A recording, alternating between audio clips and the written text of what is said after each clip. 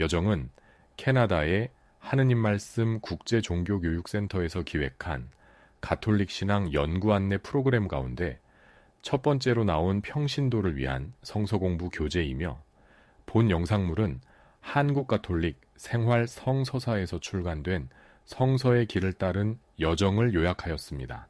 이 교재는 교회에서 보편적으로 받아들여지는 연구 결과에 바탕을 둔 표준적인 이론들과 주석을 채택하였습니다. 둘째 마당, 타협의 시도, 사울, 목표, 왕정과 최초의 왕, 사울에 대한 백성들의 갈등을 살펴본다.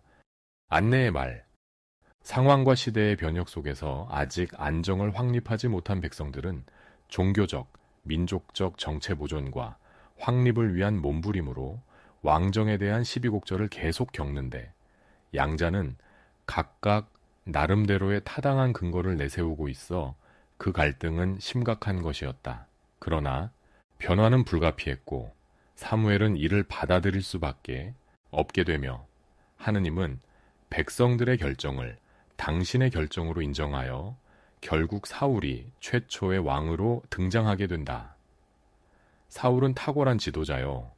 훌륭한 전사로서의 자질을 입증함으로써 왕정 이전의 신앙과 전통 안에서 백성들에게 인정받는 왕이 된다. 그러나 사울은 자신의 안과 밖에 그 한계를 갖고 있었으니 그의 성격적 결함과 시대적 상황에 의해 결국 몰락해가고 만다. 둘째 마당에서는 왕정에 대한 찬반 양자의 논지를 살펴보고 사울이 지도자로서의 자질을 입증하여 인정받게 되는 과정과 그의 한계를 고찰하게 된다. 해설: 사무엘의 지도력은 다해가고 있는데 그의 아들들은 판관으로서의 자격이 없었으며 부친의 뒤를 잇기에 적당하지도 못했다. 그런데 이스라엘의 적들, 특히 블레셋 사람들은 기반을 착착 구축하면서 이스라엘의 모든 지파들을 자기네 지배에 종속시키려고 위협하고 있었다. 그러자 원로들 가운데 현실론자들은 사무엘에게 진짜 왕을 요구한다. 성서봉독 사무엘 8장 1절에서 9절. 사무엘은 나이가 많아지자 두 아들을 판관으로 임명하여 이스라엘을 다스리게 하였다. 맏아들의 이름은 요엘이요 둘째 아들의 이름은 아비야였다. 이들은 브엘세바에서 이스라엘을 다스렸다. 그런데 사무엘의 두 아들은 아버지의 길을 따르지 아니하고 제 입속만 차려 뇌물을 받고는 법대로 다스리지 못하였다. 그러자 모든 이스라엘 장로들이 한 곳에 모여 라마로 사무엘을 찾아가 건의하였다. 당신은 이제 늙고 아드님들은 당신의 길을 따르지 않으니 다른 모든 나라처럼 왕을 세워 우리를 다스리게 해 주십시오. 사무엘이 우리를 다스릴 왕을 세워주시오 하는 말을 듣고 마음이 언짢아 야훼께 기도하니 야훼께서 사무엘에게 이르셨다. 백성이 하는 말을 그대로 들어주어라. 그들은 너를 배척하는 것이 아니라 나를 왕으로 모시기 싫어서 나를 배척하는 것이다. 그들은 내가 에집트에서 데려내온 이후 이날 이때까지 나를 저버리고 다른 신들을 섬기며 그런 짓을 해왔다. 너한테도 지금 그렇게 하는 것이다. 그러니 이제 그들의 말을 들어주어라. 그러나 엄히 경고하여 왕이 그들을 어떻게 다스릴 것인지를 일러주어라. 해설: 다른 모든 나라와 같은 왕이라는 말은 이스라엘 백성의 신앙에 기반을 둔 전통적인 체제를 대변해 온 사무엘에게는 모욕적인 말이었다. 바로 이 신앙이야말로 그들을 거룩하게 만들고 다른 민족들과 구별되게 해주며 창의적인 새로움으로 독특하게 해주는 것이었다. 그런데 그들은 이 신앙을 버리게 해달라고 사무엘에게 청하고 있는 것이다. 야훼께서는 사무엘에게 그들의 소원을 들어주되 그 대신 다른 모든 나라의 왕들이 어떻게 하고 있는지를 미리 경고해두라고 지시하신다. 성서봉독 사무엘 8장 10절에서 22절. 사무엘은 왕을 세워달라는 백성에게 야훼께서 하신 말씀을 낱낱이 일러주었다. 사무엘은 이렇게 일러주었다. 왕이 너희를 어떻게 다스릴 것인지 알려주겠다. 그는 너희 아들들을 데려다가 병거 대회나 기마대 일을 시키고 병거 앞에서 달리게 할 것이다. 천인대장이나 50대장을 시키기도 하고 그의 밭을 갈거나 추수를 하게 할 것이며 보병의 무기와 기병의 장비를 만들게도 할 것이다.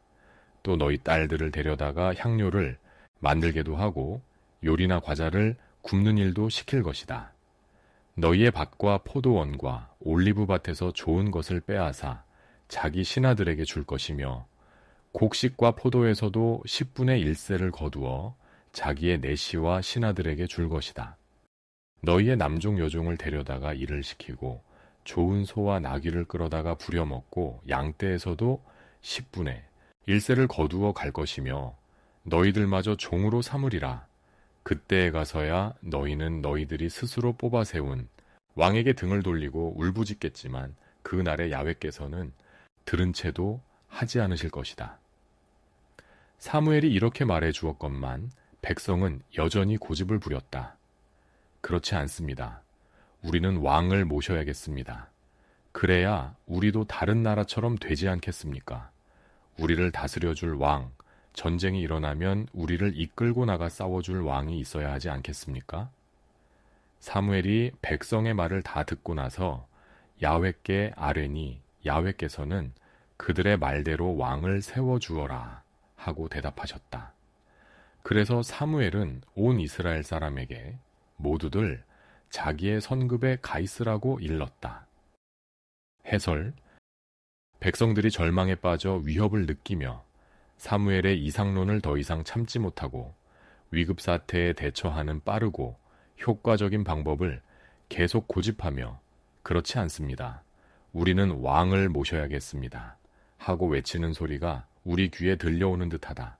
그들은 왕을 갖게 될 것이다. 그들의 생존 자체가 실제로 위협받고 있었으므로 왕을 바라는 원로들의 요구는 충분히 이해할 만한 합리적인 요구이다. 다른 민족들, 특히 블레셋 사람들은 왕과 같이 당당한 지도자를 두었고 그로 인해 안정된 세금 제도를 제정하여 언제든지 자신들을 방어할 태세를 갖춘 잘 훈련된 상비군을 유지할 수 있었다.